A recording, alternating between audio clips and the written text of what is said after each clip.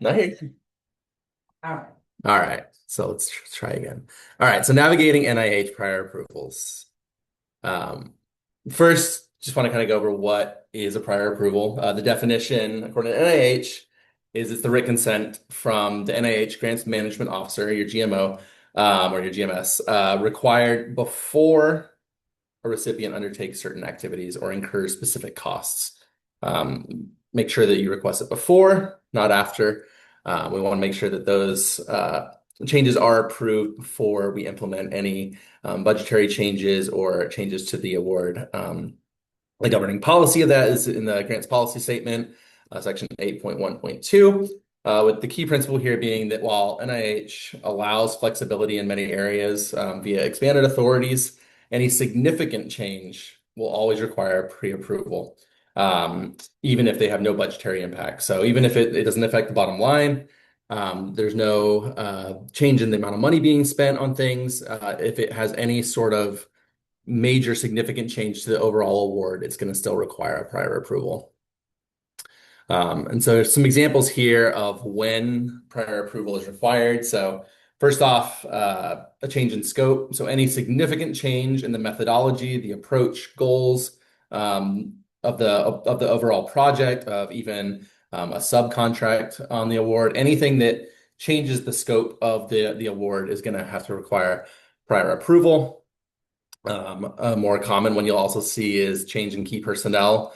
So it could be the withdrawal of a PI if a PI is transitioning to a new institution, a PI is retiring. It could be just the PI is reducing their effort by more than 25% or more on the award. Or it could even be you're adding new key personnel to the award. Those are all situations in which prior approval would be required. Carryover of funds. So this is generally only for awards that aren't subject to SNAP. So if the actual NOA itself says that automatic carry forward is not allowed and has to be requested, this would be a situation where prior approval would be required. And then as we discussed earlier, no cost extensions, if you've requested it late or if you're requesting for more than 12 months. So generally a second no cost extension. Once the project period end date has passed, NIH is going to require prior approval. Or again, if you're extending the award past the end of the first no cost extension period. So even if you request the first no cost extension for 6 months, you haven't hit that full 12 months, you'll still have to get prior approval for a second because you only said you needed 6 months for the first one. So generally, you'll see people require Yeah, I want 12. to ask from your experience, this carryover of funds, Mhm. is there a limit to what you can carry that becomes like a red flag? More than More than 20. 25%. Like, Yeah. So more than 25% generally.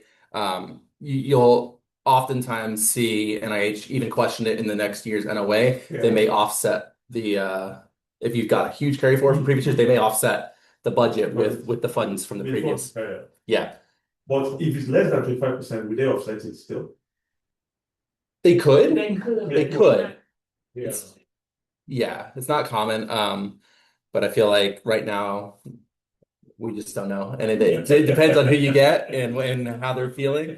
But generally, if it's under 25%, they don't ask too many questions. But if they're seeing a consistent, each year you're carrying forward more than 25%, you could see them offset the current year budget. So do you have a policy that you need to say that maybe talking to your PIs to say just be around this area? Yeah, because that's Guideline to because that's what when we show that Ford report that Kim was showing yesterday, and we'll show some more of that. We'll get into that more when we do the word reconciliation piece. But when we show that projected costs out, it could be January and your project period doesn't end until December. We're showing you the projected costs that we've discussed. And then there's a balance at the bottom that can be calculated to, is that greater than 25% of the total authorized budget? And so you kind of know throughout the year what your target is for spending. So that's where the forecast comes in handy. Yeah, in fact, I do a kind of a summary page for my Fords that I keep that percentage in the last column, and if it's over 25, it turns bright red. So they know that, hey, you need to make sure you're spending these funds, or you risk the chance of possibly having them taken back. So we definitely don't want that, and I think that's why it's important that PIs are that we're meeting frequently to make sure that they know what's going on with the awards. Um, there's a few more here. So, a change of recipient organization is another situation where prior approval is going to be required. So, just like when a PI either leaves and goes to another institution, sometimes they leave the award, sometimes they want to take the award. So, if they take the award with them, you're going to have a change of recipient organization, and so that was going to require a prior approval from NIH or foreign components. And this is always in flux right now. We don't really know what NIH is deciding to do with foreign components. But generally adding or changing a performance site in a foreign country or adding a collaborator that's outside of the US that wasn't in the original proposal or application, those will generally require prior approval from NIH. And that's definitely a hot topic item right now as far as them changing the policies as to how foreign components are handled on awards. And then this last section is actually we'll go into even more detail later today, discussing the rebudgeting of funds. But prior approval is generally going to be required if you're rebudgeting trainee costs to another category. If you're purchasing equipment exceeding $25,000, that would result in like a change of scope. Rebudgeting of patient care costs that weren't previously approved. And the most common would be significant rebudgeting in a single budget category that deviates more than 25% of the total cost award for the year. So that's the one we most commonly see. And that's the one that you'll probably deal with the most often. It's just if a budget category deviates by more than 25% of that year's budget. I went through here and kind of put some generally required documents. This could change. They might want more, they might want less. It just depends. But these are kind of the general documents that are required for each different kind of request for prior approval. So if you're having to change a PI, change a key personnel, generally they're going to want a cover letter, updated bio sketches, other support, and a justification for that change. So why is the PI reducing their effort? Why is this new PI or new key personnel coming onto the award? What are they doing to help benefit the award? And for a no cost extension, you're going to want scientific justification. As I mentioned earlier, you're going to want the current progress report, a budget and justification for the extension period, and the unobligated balance. So those are all common things that NIH is going to look for when you're requesting a cost extension. And it's important that the scientific and budget justification are different. Sometimes PIs just kind of like try to push them both through. And they're basically the same thing, but one's, definitely referring to the budget and how the budget is going to affect the award. And the other one is the scientific justification, kind of explaining why this extension is needed. For a carryover of funds, you're generally going to want a detailed budget, a justification, an explanation of the unobligated balance. So why do you have those funds remaining? And then how are you going to spend them? How are you going to reduce that carry forward or use that carry forward? For a change in scope, generally you're going to want to have a letter that shows the scientific impact on the award. A revised SOW. So if the scope is changing, you're going to want to explain that out in the new scope of work.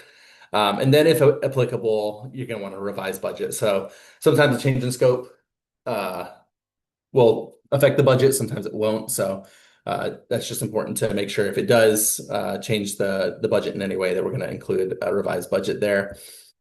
For foreign component additions, you're going to want to include a description of your activities, a justification for it, details on any animal or human subjects, and then again, a revised budget if necessary. And then for an equipment purchase over 25,000, you're definitely going to want the item's name, estimated cost, useful life, description or purpose, and its alignment with the goals of the project. So that's not a completely exhaustive list. They may ask for additional information or extra forms, things like that. But these are generally the things that are required when requesting each of these different prior approval types. And then there's the submission process. So effective early 2026, all prior approval requests must be submitted via ERA Commons in the prior approval module at least 30 days prior to any proposed change. So that's new as of this year. We want to make sure that we're getting any approval request in prior to the date that you want to make the change, at least 30 days prior. And then all prior approval requests must be initiated and submitted by the signing official for the organization. So in our case, it'll be OSP, but you just want to make sure that it is the authorized institutional official. And then I just put a little screenshot here of kind of what you would see in Commons in the prior approval. So you get like a drop down for the request type, and then it gives you various options. So carry forward, change in PI, no cost extension, things like that. So a few things will probably fall under the other requests category since it's obviously not an exhaustive list here, but that's new as of 2026. Some common pitfalls to avoid with prior approvals. Late submission, again, you risk the potential of incurring costs or implementing changes before it's approved.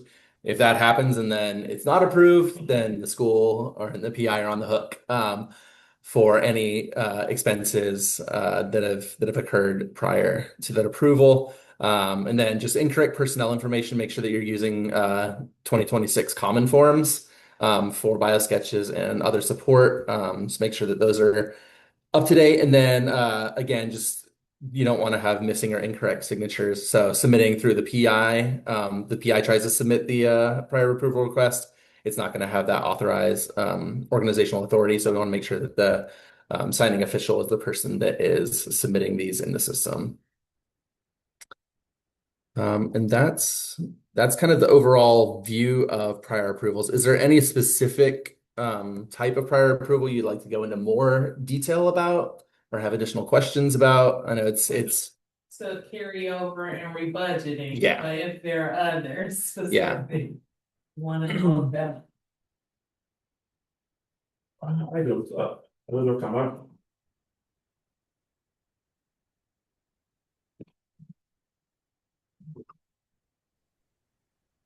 No, actually nothing to say You know because what? Let me most click on this What's not looking? So Hey, here It's really hard to hear. and just mute. Mute me. Okay, there you go. Go ahead, Kamar. What were you saying? no, I just said virtually most of the areas covered are very familiar and part of the post-award management activities, which yeah, definitely you require prior approval to most of all those things that have been mentioned, and I don't think I have any comment on that. Yeah, thank you. All right. Okay, so you get a little break. Unless you all want to no, we early unless y'all want to go into carryover now before lunch. We're gonna get early. We're gonna get done early today, though.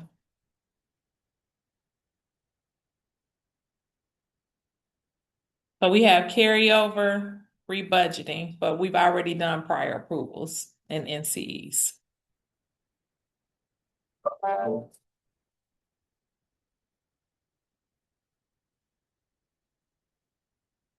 yeah, let's look at it. Let's It's do just carryover. 1025. This is just 1025. Just 1025. Okay.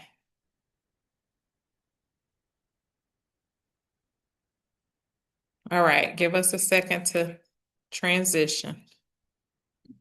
I also want to see why this screen is not coming all the way down. See if you could push that button